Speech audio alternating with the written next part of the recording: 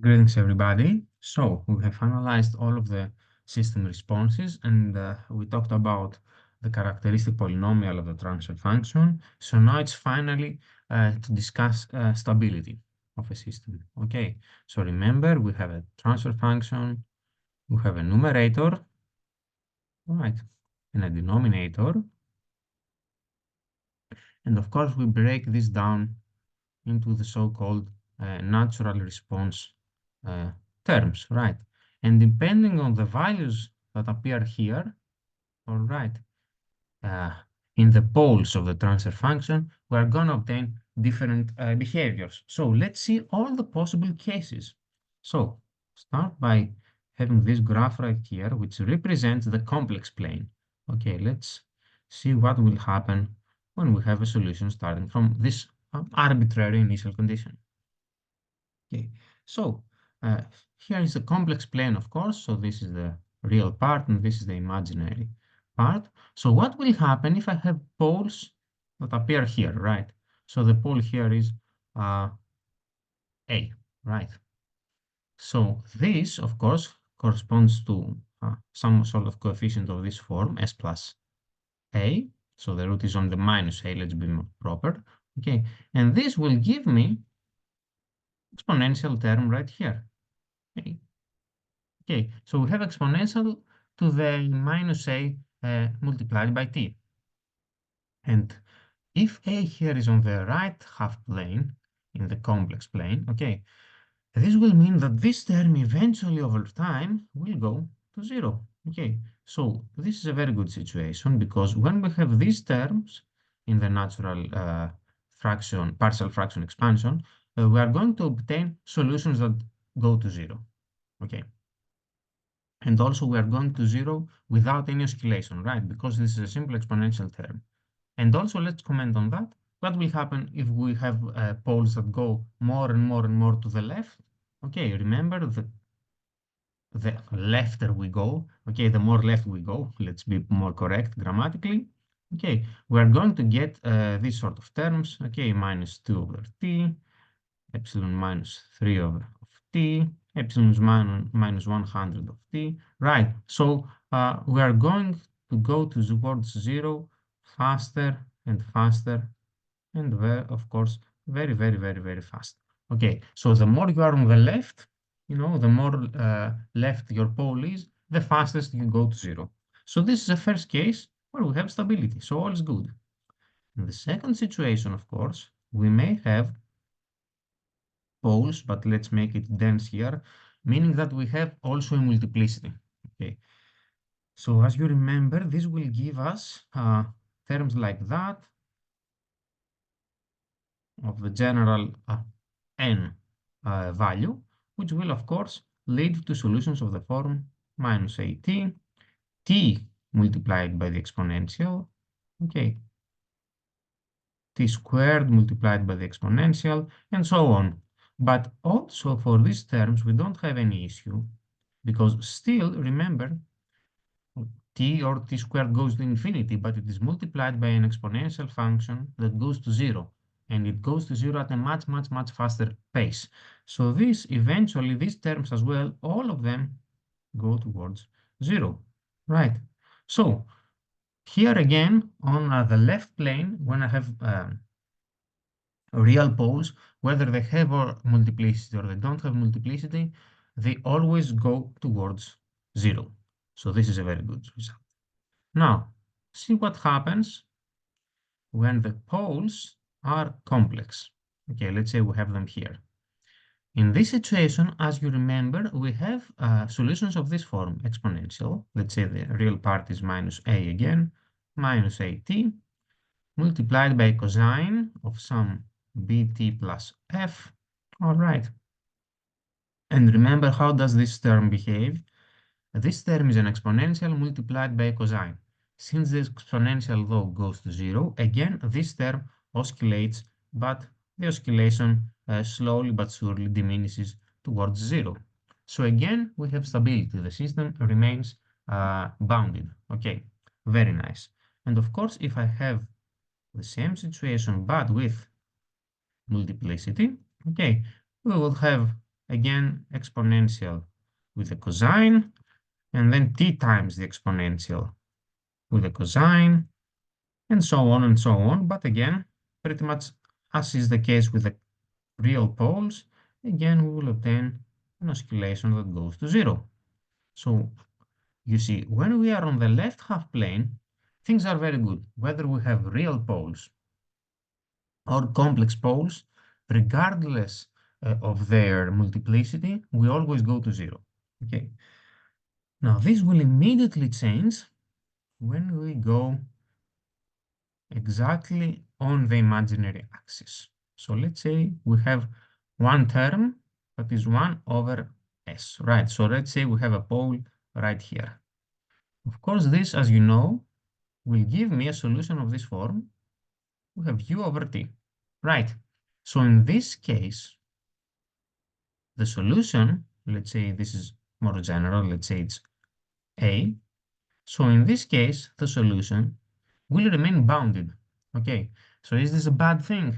Well, it's not exactly the same as stability because the system doesn't go, I'm sorry, it's not the same as what we will call later asymptotic stability, where the system will go to zero, but it is relatively good because the system will remain bounded. Okay, so this situation is still okay, but what will happen if I have multiplicity? So what will happen, okay, when I will have pole here, but with multiplicity. So let's say I have something like s squared, right?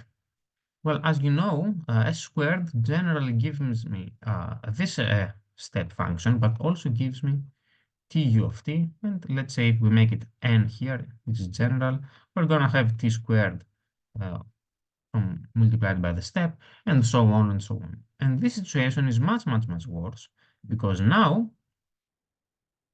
we are going, this is a scalar, or maybe it's a polynomial curve, we are going to infinity.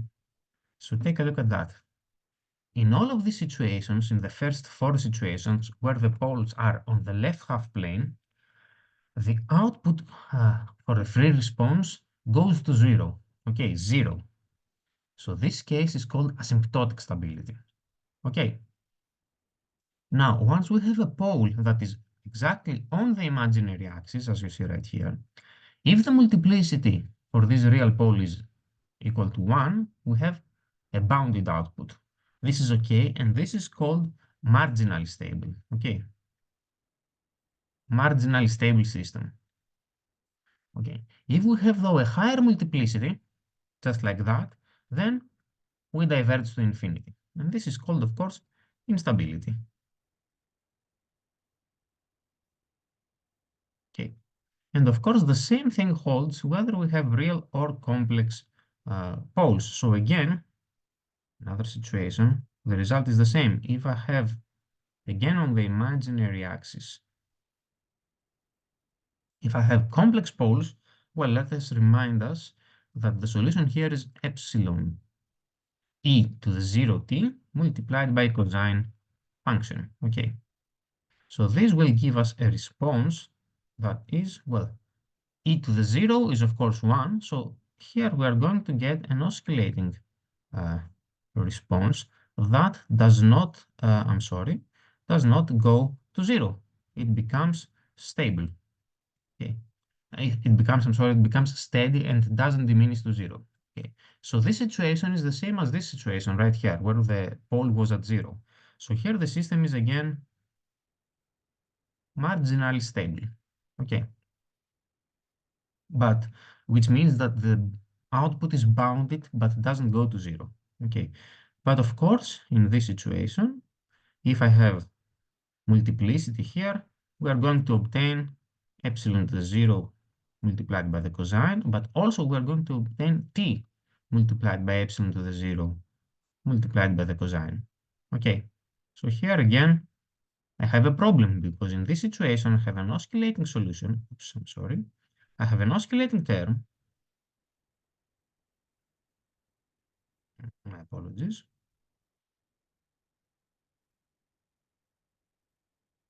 Oscillating term right here, but it is becoming increasingly higher and higher and higher. So I'm going to obtain something like that. All right. So this goes to infinity. So the system here is unstable. Okay. And of course, the final situation is the case where we are anywhere on the right half plane. So in this case, whether I have real poles or complex poles, regardless of the multiplicity, I will always obtain a solution that will go to infinity. Okay, so this is it. This is the whole shebang, as they say. These are the whole stability cases. Okay, we are either on the left half plane, as you see right here, and we have what is called asymptotic stability. So the system goes, the free response goes towards zero. We are either right exactly on the imaginary axis, and if the multiplicity is 1, we're marginally stable, but if the multiplicity is higher, we're unstable. And of course, in this situation, we have an unstable system. So if any of the poles are on the right half plane, the system is unstable. Okay, so we have these three big categories: asymptotic stability, marginal stability, and instability, or the system is unstable. That's how we say it. Okay, these are the whole cases, the whole collection of situations. And this is, again, something that we study by taking a look at the partial fraction expansion, or what I mean by that is, of course, these terms right here, the polynomial terms in the denominator of the transfer function. Okay, so there is also another very, very big topic, which is that of, sorry, let's move in a bit. The concept of a Bibo system. This is also worth noting. Bibo systems are systems that are bounded input, bounded output. So there is a very specific case here. It is a system that if we give them a bounded input, they are always going to be bounded in the output. And this is the case for asymptotically stable systems. Asymptotically, I'm sorry, asymptotically stable systems are always Bibo. Okay, bounded input, bounded output, stable. Okay. But this is not the case for any other type of system. So if the system is marginally stable, it will not be Bibo stable. So let's see a very simple example for that. Say we have this sort of system right here. So the system is described by this transfer function. Okay. So let's see two different situations. Let's consider the impulse response. So I'm giving it an impulse input, and on the output, I get this thing.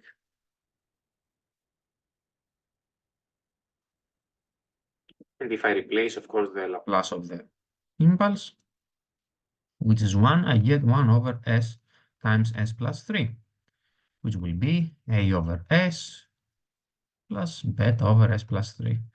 And all this nice. Once I take the inverse Laplace, the solution will be a of t.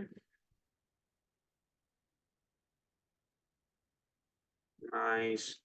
And of course, this solution is bounded because the system will start from the zero initial condition, since we are talking about an impulse response. And here we have a stable term, which is alpha. This term goes to zero. So this system eventually will end up in the alpha position. Okay. So for this system, the impulse response gives us a bounded output. But if I take the step response, see what happens. Here, ys is again gs multiplied by u of s. And this will give us, since this is equal to 1 over s, this will give us 1 over s squared times s plus 3. And if we break this down, this will be 3 terms, of course.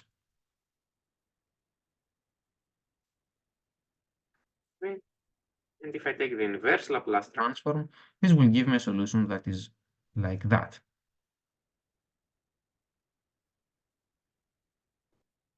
T times u of t plus c multiplied by the exponential. So see what happens now. Now, this term right here messes up the result because now I have this factor which is unstable. So this system will eventually go to instability. Okay, so this is a very big problem. And you see why some systems are not Bibor stable. Okay. So in this situation, this system was bounded under the impulse response, but under a step response, which of course, remember here that I'm sorry, the step input is a bounded input because it is a stable value of 1. So under this bounded input, the output ended up being unbounded. Okay, so this is not a bibostable system. And of course, if you take a look at this system is marginally stable because it has a pole at 0. Okay. So to close this section up, I'm going to give you a couple of additional examples so you can examine in your own free time their stability. Now, the key thing to remember is this. You only take a look at the system's denominator. Okay.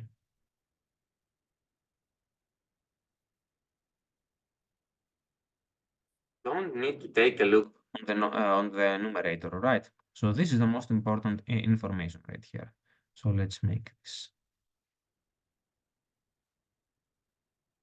I'm going to give you a couple of examples. Some of them are stable, some are unstable, some of them are marginally stable. So again, you need to think about this yourselves. Okay. What else should we put right here?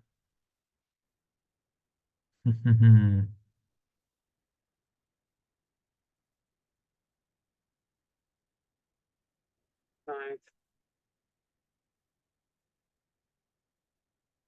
Hmm.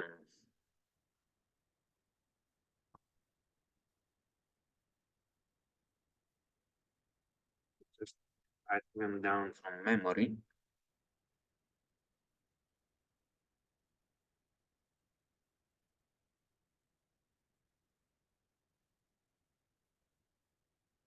Alright, so I think these are enough. Let's just give a couple more.